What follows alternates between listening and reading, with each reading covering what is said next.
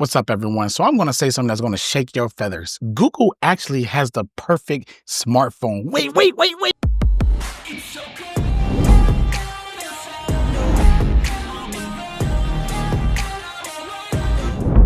Listen, if you're still here, let me explain myself what I mean by Google has the perfect smartphone. And I'm going to say the first thing is that they actually have the only true, real smartphone out there. I'm not talking about a phone that can game. I'm not talking about a phone that has high benchmarks. I'm not talking about a phone that has all the significant power to shoot, raw video and edit crazy photos and play games at 144 hertz and 16,000 frame rates and all of that stuff like that. We're not talking about that. We're talking about literally the smartest phone in the room. And we're going to stop it there. We're just going to talk about that. So when I break that down of what like the smartest phone is, it's not about the raw power, the processing or anything else of that sort. It's about the actual intelligence. The things that this smartphone does is actually intelligent.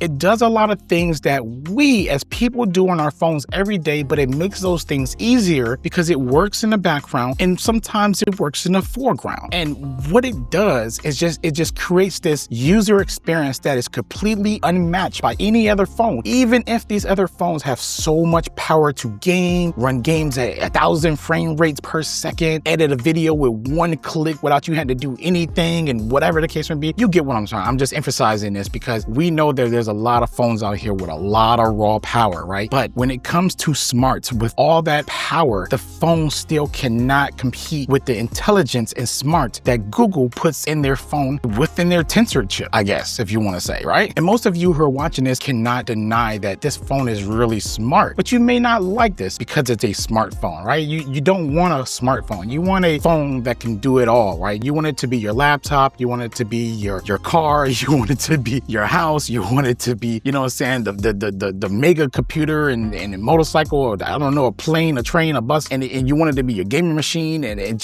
you want it to be everything. And the Pixel is definitely not that. It falls short in a lot of that, and probably all of that actually. But it excels with its intelligence, its AI, and its ease of use when it comes to everyday features in life that just kind of makes sense to a user experience. And I think that's why Google has the smartest phone on the market, period, because they're running their own race. They're in front. Nobody is behind them. They're on their own track. There's Apple and Samsung and OnePlus over here, and then there's Google over here by themselves. And they don't care to be over there with them. And a lot of people don't like that. They want Google to be over there with them by putting in a Snapdragon chip over here into this to start running the same race. Google has other plans because they're trying to tackle let's just say the in-game user. And that is not us. That is the rest of the world, right? With these features that they're implementing and what they're focusing on is really stuff that's for them, not really us. But I happen to fall into them category because I prefer them over all that raw power. This phone is just incredible how well it works and how smart it is. I keep using the word smart. Somebody write down how many times I say this in this video today. So many good features,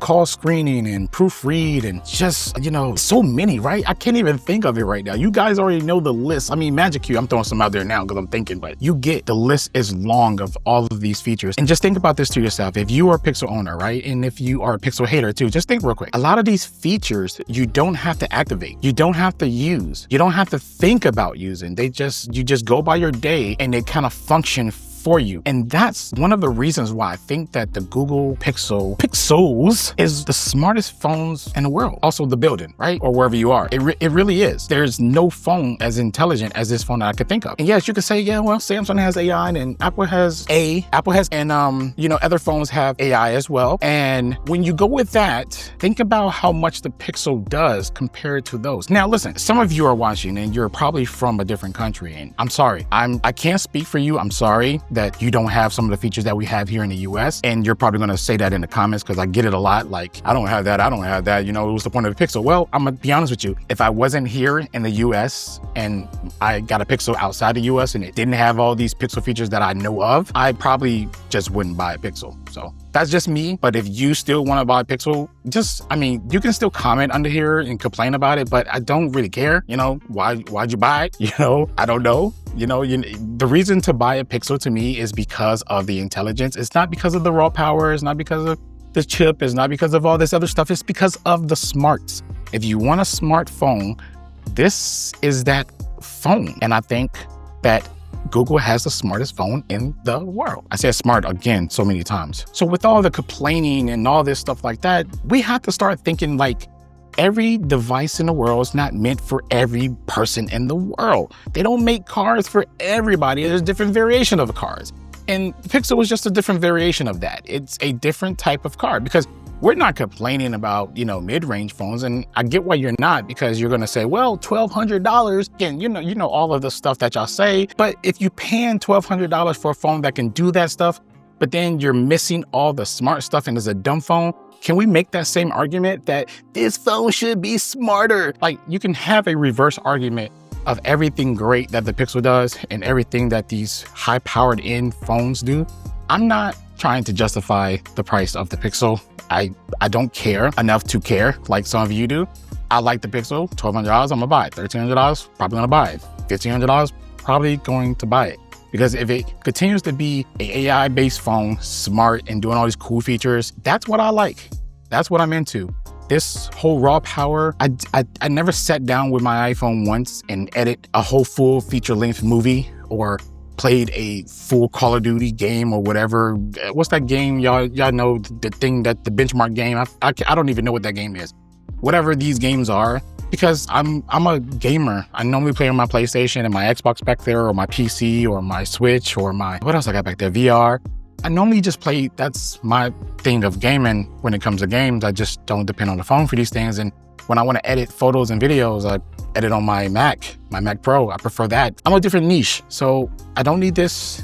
I like the smarts. I think I'm done. So look, if you made it this far in this video, I definitely appreciate you watching this. But listen, don't let it stop there. Please hit that like, share, subscribe button, because I'm trying to hit 8,000 subscribers by the end of this year. So if you want to see more content like this, go ahead and hit those links down in the description and hit that subscribe button. And I'll catch you in the next video.